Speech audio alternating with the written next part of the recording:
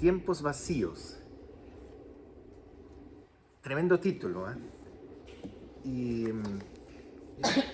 yo doy clase de filosofía y primero me detuve en la palabra tiempo y cómo el tiempo puede estar vacío. Y yo, antes de empezar a comentar el libro, voy a hacer 2 minutos explicar cómo concibo yo el tiempo y cómo el tiempo puede estar vacío, porque el tiempo no se puede, a mi entender, separar de 2 conceptos, que es el concepto de cambio y espacio. Tiempo. Entonces yo generalmente a mis alumnos les digo, mira, pongan un reloj sobre la mesa y tápenlo. Y ahora imagínense que yo tengo poderes ilimitados, como algunos dirían como Dios, y detengo el universo. Detengo el viento, detengo las micros afuera, todo se congela en un momento. Se detiene el envejecimiento, se detienen hasta los sentimientos y los pensamientos nuestros, todo se congela. Y lo único que sigue es el reloj que tenemos aquí arriba de la mesa tapado. Pero se detiene absolutamente todo. Y después de 5 minutos o una eternidad, levantamos y miramos si han pasado 5 minutos o si han pasado 10.000 años, no lo vamos a ver. Que quizás Manuel va a decir, y antes de mirar el reloj, va a decir, no, si han pasado 5 minutos, y yo voy a decir, han pasado 10.000 años. Así de subjetivo va a ser después de que yo use mis poderes, omnipoderes, así se explica el tiempo. Entonces, sin cambio, aquí es lo que voy, sin cambio no hay tiempo. Por lo cual, la pregunta siguiente es, ¿qué cambia? El espacio. Y dentro del espacio también la sociedad. Y aquí voy a entrar al libro, porque dice tiempos vacíos. ¿Puede ser vacío un tiempo? O sea, significa que el tiempo y el espacio están separados. Pero ¿qué es lo que quiere? Naturalmente el autor lo sabe. Pero choca el título y él quiere decir o significar en el fondo que no ha pasado nada. No ha pasado nada. Y yo me sorprendí porque a Manuel lo conozco desde hace no tanto tiempo, pero lo conozco bien desde que nos conocemos, porque nos hemos juntado muchas veces a conversar. Entonces, él en el fondo plantea y siempre ha tenido sospecha o reticencia frente al proceso constituyente, ¿ya? Y lo dice en una frase muy buena y critica y le da una importancia bastante grande a los medios, incluso, yo diría, incluso más que los políticos, porque dice que son expertos en dormir conciencias. Porque se ha dicho, y fue como la consigna del 18 de octubre, que Chile despertó. Y tenemos hoy día todo Chile embobado, viendo una persona como Katy Barriga siendo formalizada, que es, más allá de los millones, la personificación de la banalidad, y nosotros todos viendo cómo, no voy a decir una loca, pero ya lo dije, pero gastó pintando de dorado su auto, gastó en peluches. Entonces estamos tan vacíos, tan planos, y lo escribe muy bien el domingo pasado Carlos Peña. Carlos Peña dice que ella nunca ocultó su superficialidad y su frivolidad. Ella hizo de eso su consigna de campaña. Y dice que, incluso una expresión muy buena, tú la miras por todos lados, obviamente, y no le encuentras profundidades. Entonces, eso es, ella personifica eso, da un poco pudor hasta hablar de ella, darle tanta importancia, incluso en esos pocos minutos que tenemos aquí. Pero ¿por qué la cito? Y de hecho pensé si citarla o no, para no darle más tribuna a ese personaje tan banal. Lo pensé. Pero ella representa eso, esa superficialidad de que la gente se alimenta de la prensa, que no ve más allá del estallido social, qué significó en el fondo y en definitiva cómo nosotros estamos hoy día viendo una formalización que es un asunto serio de un robo de plata y parece un programa más de Mecano. Esa es la verdad. Esa es la verdad, ¿ya? Entonces es una visión del libro muy particular. Es particular por el autor. El autor me atrevo a definirlo como una persona de izquierda clásica,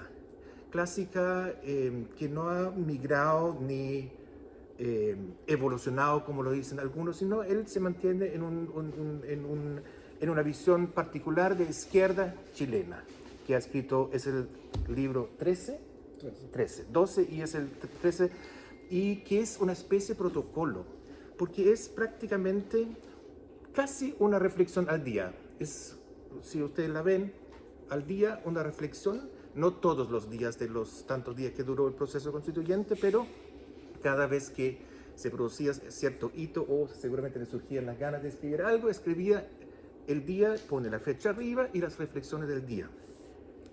Entonces, yo hice algo que no se lo dije y lo voy a decir ahora. Yo leí ese libro, como es uno por día, de atrás para adelante. Así era originalmente. Y así era originalmente. Mira, lo leí de atrás para adelante. ¿Por qué?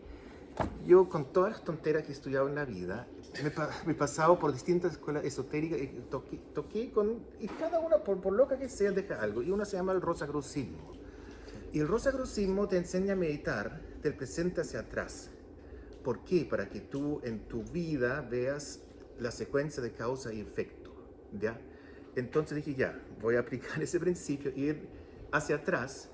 Y en ese sentido es muy interesante el libro, porque primero leí sus reflexiones del día 17 de diciembre, que era el día del plebiscito, y así tú lo conectas hacia atrás y vas recordando, porque en un año pasan tantas cosas y efectivamente uno se olvida.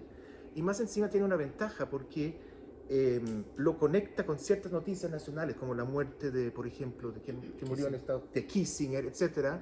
Entonces lo hace especialmente interesante, porque yo le dije a Manuel recién, y lo repito ahora, este es un libro que va a tener un tremendo valor en 50 años más. Y ojalá que lo deje en algún registro público para que cuando ya no estemos, para que cuando alguien investigue eso, vea esa bitácora, por la llama así, es literalmente una bitácora, y vea de una persona, va a decir, este viejo loco que está en su casa, anotó sus reflexiones día a día, es sumamente valioso lo que ve una persona más allá de un texto académico, sino sus reflexiones personales de una persona de izquierda formada, de visión social y bastante culta, por decirlo menos, ¿ya? Y bien escrita. Entonces, y cuando volvemos a ese tema de las causas y efectos, lo que dije de leer, por ejemplo, uno se hace preguntas inmediatamente. ¿Qué fue primero? ¿El estallido social? ¿Cuáles son las causas del estallido social? ¿Cuál es la causa de la Constitución del 80? ¿O tienen relación causa-efecto? Lo dejo como pregunta. ¿La unidad popular es causa o efecto? ¿Las injusticias en la sociedad son causa o efecto del sistema imperante? Me anoté algunos conceptos. La pobreza es un efecto que tiene causa o causa-efecto. Por eso es importante ir siempre del presente hacia atrás. De hecho, siempre he dicho, después de que me enseñaran esas meditaciones muy útiles, que se debería escribir un libro de historia del presente hacia atrás, porque incluso es muy bueno de conectar el presente en la mente de un niño, porque es mucho más fácil ir hacia atrás y surge esa curiosidad de ver de dónde vienen, en el fondo, ver el árbol, irse a las raíces y no empezar por las raíces, porque la historia se enseña siempre desde el paleolítico y no sé cómo se llaman esos tiempos que después uno se olvida cómo se llaman y después nunca más se recuerdan. Entonces surge mucho más curiosidad por el tema del origen de la humanidad cuando tú lo conectas con el presente. ¿Ya? Lo dejo planteado más allá del libro, ¿eh? Son como ideas que... Entonces, efectivamente es una bitácora y, como dije, de un valor único, porque va a tener ese valor seguramente en 50 años más, cuando alguien vaya a la Biblioteca Nacional, ojalá, y vea de una persona que anotó sus reflexiones durante todo ese proceso, ¿ya? Y que siempre fue escrita, y él siempre ha tenido una sospecha frente a todo ese proceso, que lo repite una y otra vez. Es un relato sumamente auténtico. ¿Por qué? Porque usa garabatos. En un momento uno puede decir, ya, pero ¿cómo escribir con garabatos? Porque le salió así, y esos garabatos demuestran que es un relato auténtico de una persona que... Ya, esperemos un segundito. Ya. Sí, que va a salir el público de la película, así que esperemos un poco. Estamos perdiendo. Sí. Está muy interesante. Ya, ahora sí, ya. Entonces, eso es como el sello de la autenticidad en el fondo, porque le sale uno que otro garabato, pero está bien, porque es como la indignación de una persona que observa ese proceso y se da cuenta de lo vacío que es y visualiza lo que yo no había visualizado. Por ejemplo, yo pensaba que por lo menos hasta el 80% del primer proceso constituyente, yo pensaba que iba a ganar el apruebo, guardaba la esperanza, sobre todo con con el tema de la clausura del acto y todo eso, y lamentablemente no fue así. Entonces, en cuanto a ese concepto vacíos, al principio hablé de lo que es el tiempo y después lo vacío. Hay una vuelta de 4 años, efectivamente, y Emanuel lo previó vacío, literalmente vacío, donde se han derrochado una cantidad enorme de recursos estatales y tinta útil o inútil, eso lo vamos a ver en unos cuantos años más, pero queda, siempre yo he reflexionado sobre el estallido social, y yo siempre lo he atribuido a un hastío de la gente. Y ese hastío o ese cansancio se refleja muy bien en una generación que los sociólogos lo llaman nini, no sé si han escuchado de eso, ni estudian ni trabajan. Claro, entonces la ven como despectivamente, pero ¿qué le pasa a esa generación?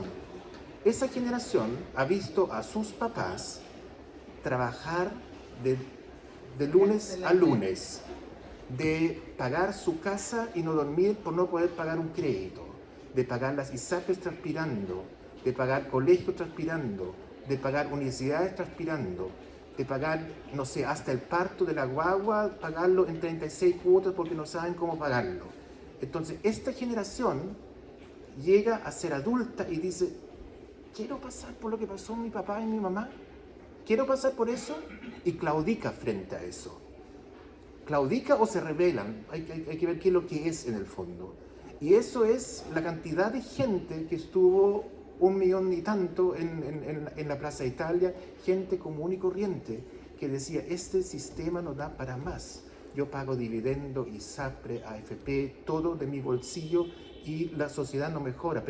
Y ahí vamos de nuevo al tema de la causa o del efecto. O sea, podemos hoy día y se deben subir las pensiones, pero eso no cambia el esquema y el sistema en general. Lo que hay que cambiar es el sistema.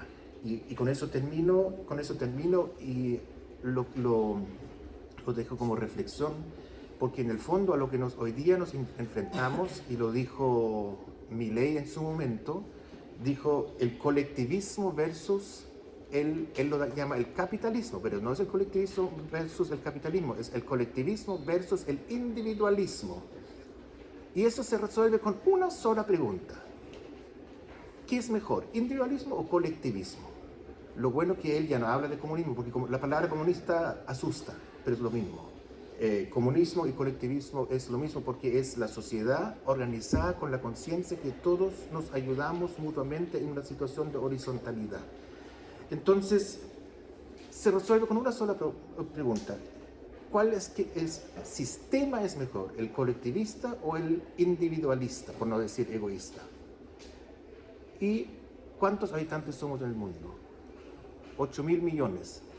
Hay espacio, volviendo nuevamente al tema espacio-tiempo, para que cada uno desarrolle su proyecto individualista en el mundo. ¿Hay recursos naturales para eso? ¿Hay tiempo para eso? Y yo creo que ahí la respuesta se da por sí sola. En el fondo se trata, creo yo, en un sistema de colectivismo con solidaridad. Eso es lo único que queda para el siglo XXI, con todos los problemas que hay, porque estamos con una inteligencia artificial avanzadísima y sin embargo todavía hay gente viviendo en la pobreza. Y eso se debe a que ese colectivismo debe unirse con un sistema solidario de ayuda mutua y no queda de otra. Y la única herramienta que ha inventado el ser humano es el Estado.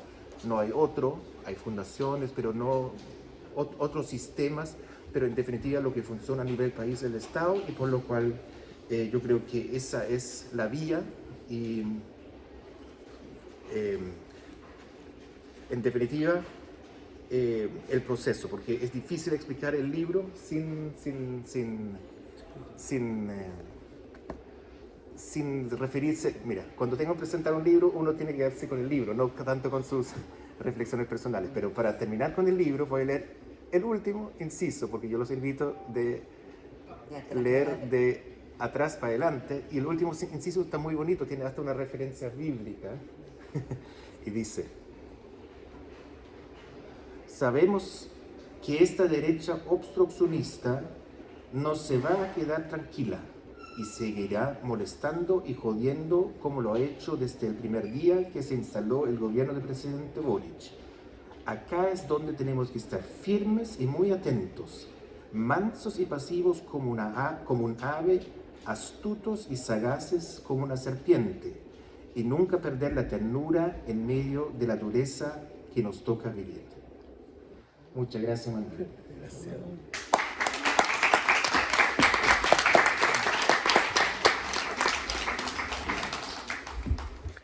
Bueno, agradecer a Rosel, que es nuestra dueña de casa, anfitriona y la que nos invita a los buenos copetes también. Pero es además mis 13 libros, de los cuales tengo que decir que los 13 libros, bueno, hay 2 que no en pandemia se lanzaron en el Centro de Arte Alameda, pero sí todos los demás se lanzaron en el Centro de Arte Alameda.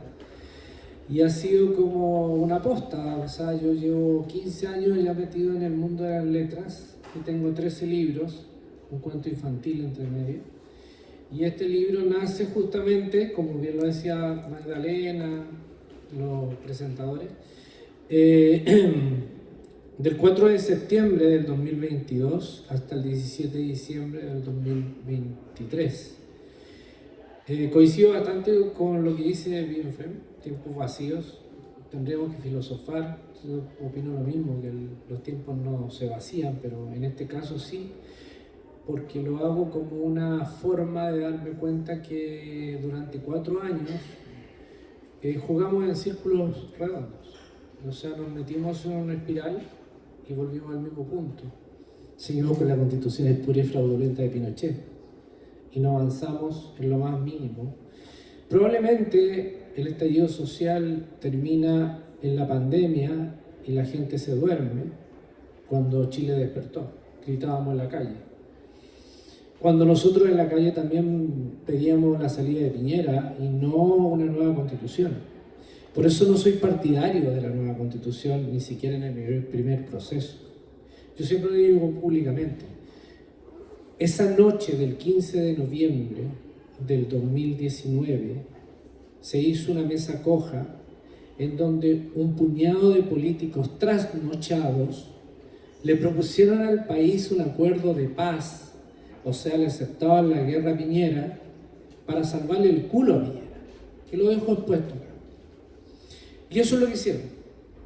Pero todos los que estamos acá, sobre todo la mayoría que está acá y que va a las fiestas de noche, saben que uno no toma buenas determinaciones a las 3, 4 de la mañana. Eso se llama trasnochado. Y los políticos estaban trasnochados. A lo más habían tomado harto café. Terminaron firmando un acuerdo de paz. Y en ese acuerdo de paz, en una cantidad, me imagino unas carpetas invisibles, donde había una serie de pliegos de peticiones sociales que visitaba la calle, ellos sacaron la última carpeta, la pusieron arriba y dijeron: esto va a tranquilizar al pueblo. Eso no tranquilizó al pueblo, porque hagamos historia. No se acabó el día 15 al día 16 que aparecieron con esta propuesta en la mañana diciendo que se llamaba a Chile a una nueva proceso constituyente, porque de hecho tenían un lote de dudas, no sabían si llamarle asamblea constituyente, qué comunista era aquello, entonces no se iba a poner así, entonces había que poner una palabra más adornada, entonces se le llamó convención constituyente, porque todo lo que suena así como medio raro, medio populista, medio comunista, hay que borrarlo. Bueno, ya desde ahí todo partió mal. Me recuerdo haber discutido con una senadora de la República, una discusión muy en serio, que la llamé por teléfono y le dije: ustedes traicionaron al pueblo de Chile. Y ella me dijo: ¿querías golpe de Estado? Y yo le respondí: o sea, coaccionadamente, más encima votaron. No habían golpe de Estado. Le creyeron a Desbordes. Desbordes inventó el golpe de Estado que podía venir en 48 horas. Pues también lo pongo en el libro. 48 horas teníamos para definir Chile, o si no los militares iban a salir a la calle, los milicos no quieren salir a la calle. Se dieron cuenta los milicos que son los únicos que desfilan a los tribunales de justicia y terminan sentenciados. Miren lo que son los civiles que vivieron en la dictadura. La rulera en el segundo piso haciendo todo lo que significa las quemas del metro. Digámoslo con su nombre y apellido. ¿Por qué tenemos que guardar eso? Si en el segundo piso se generó la quema del metro, ¿cómo es posible que las cámaras del metro no tengan visión ese día, justo ese día? ¿Cómo es posible que hayan videos que muestren y que gracias a toda la gente que firmó uno puede guardar esos videos de registro donde van saliendo pacos de los metros que se están quemando? Cuando quisieron justamente la protesta transformarla en un acto delictual, era fácil, podían introducir, por eso hay un libro que se llama Inframarchas.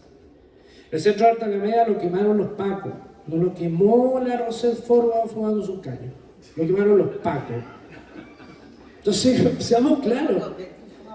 Entonces, bueno, pero es que es verdad, porque adornamos todo, porque somos un país de hipócritas que adornamos todo. Todo lo tratamos de amoldar. No se puede decir esto, no se puede decir lo otro.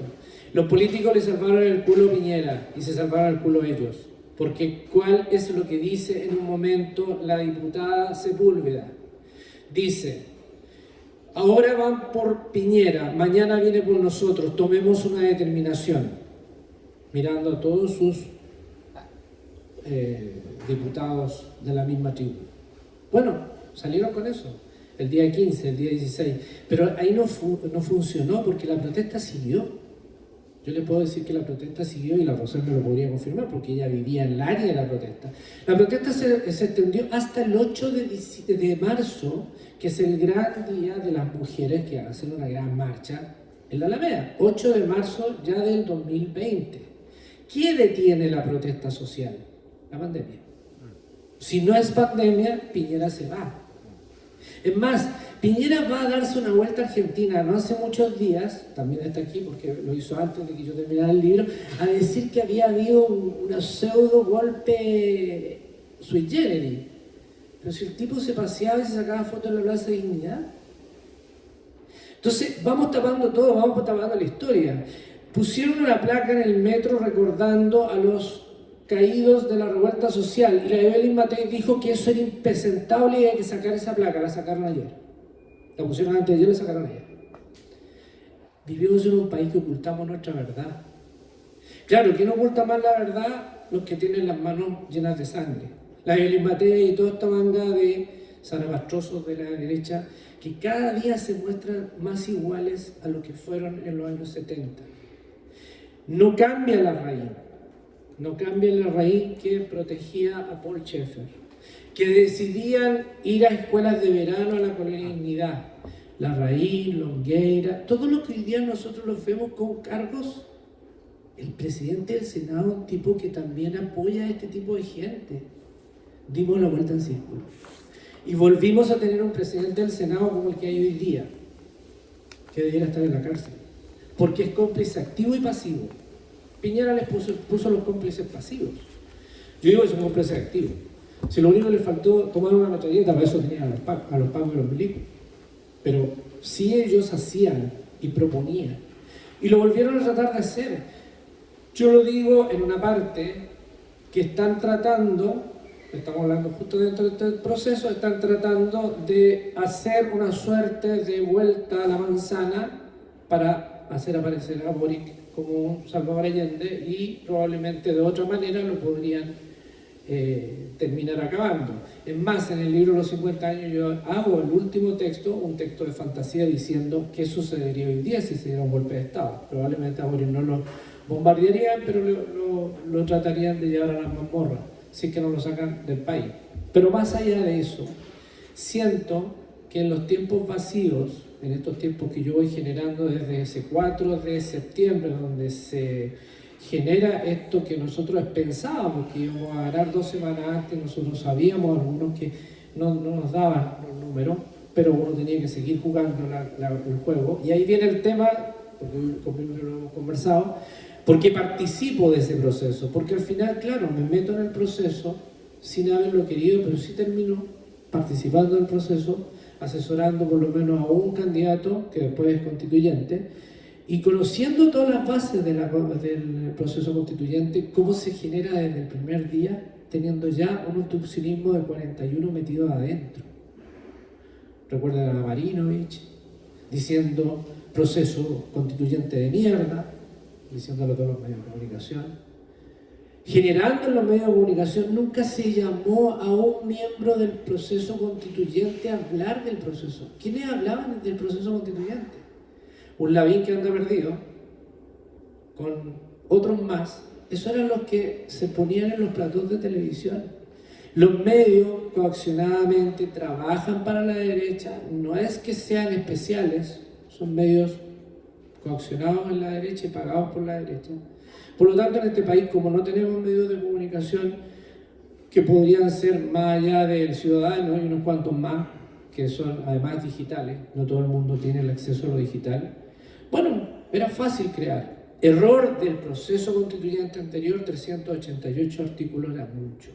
Porque yo agarro cualquiera de esos artículos y ese es mi gallo de galope para decir que todo el proceso es malo. Entonces, era muy fácil.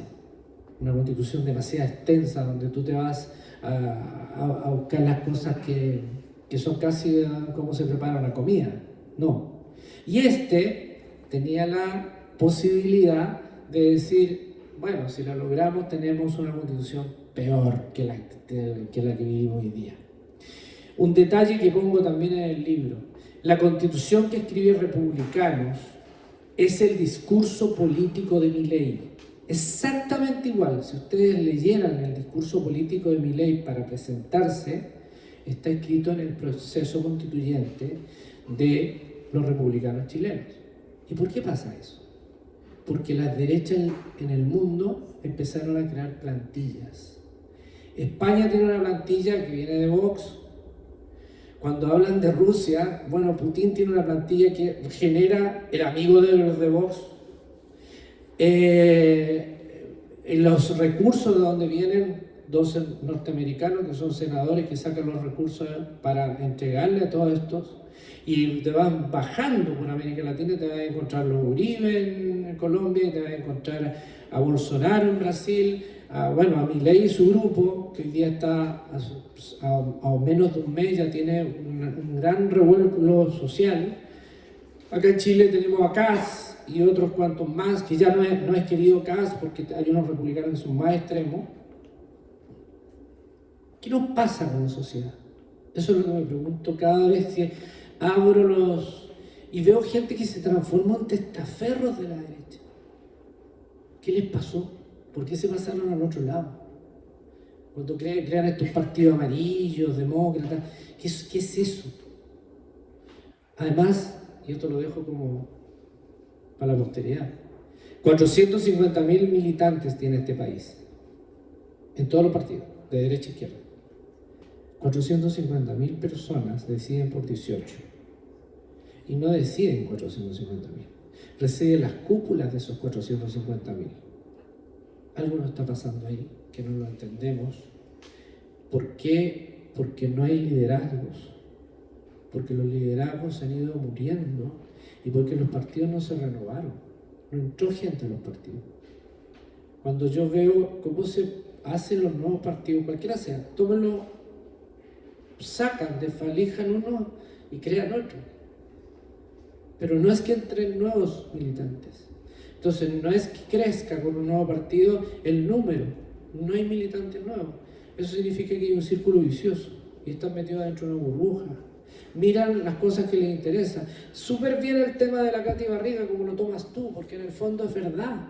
Estamos preocupados El año pasado, a esta misma fecha, estábamos preocupados de los relojes de Paravit y de la ¿cómo se llama? Sí, todos los años hay esta fecha. ¿Y cuándo terminan esos procesos? Con el Festival de Viña, que van a traer a que no traen a esto otro, y todo lo transformamos en una estupidez que lo ponemos inclusive en la sobremesa. No hablamos de cosas que sean trascendentes, no estamos hablando de por qué el proceso de las pensiones está teniendo tanto complicación? ¿Qué sucede con la AFP? ¿Cómo se generaron las AFP? Yo le preguntaría a muchos, ¿acaso saben el origen de la AFP?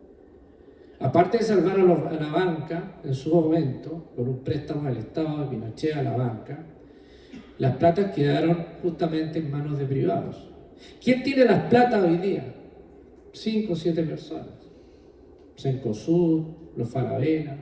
Veamos, hay un listado, son 7 más o menos familias que usan las platas de todos los chilenos y aparece una derecha diciendo: con mi plata no te metas. Por favor. Hoy día no te preocupas de tu plata. ¿Sabes qué? Con tu plata pagaron a la policía política para exterminar chilenos. Ahí no te preocupabas. Entonces, eso es la gracia que tiene generar este tipo de bitácoras. No los quiero, ¿cuánto se llama? Joder más, pero la verdad es que siento que hay que hacer un llamado de atención. O sea, yo lo voy a hacer aquí, la voy a hacer en cualquier parte, porque en el fondo es lo mío. Yo me decidí a escribir. De repente alguien me decía escribir de política y yo decía muchas veces no, pero hoy día sí lo hago. Ajeno a que voy a hacer un paréntesis y voy a escribir sobre la música electrónica. Pero, mientras tanto, estamos con tiempos vacíos. Quiero agradecer que se hubiesen dado este tiempo.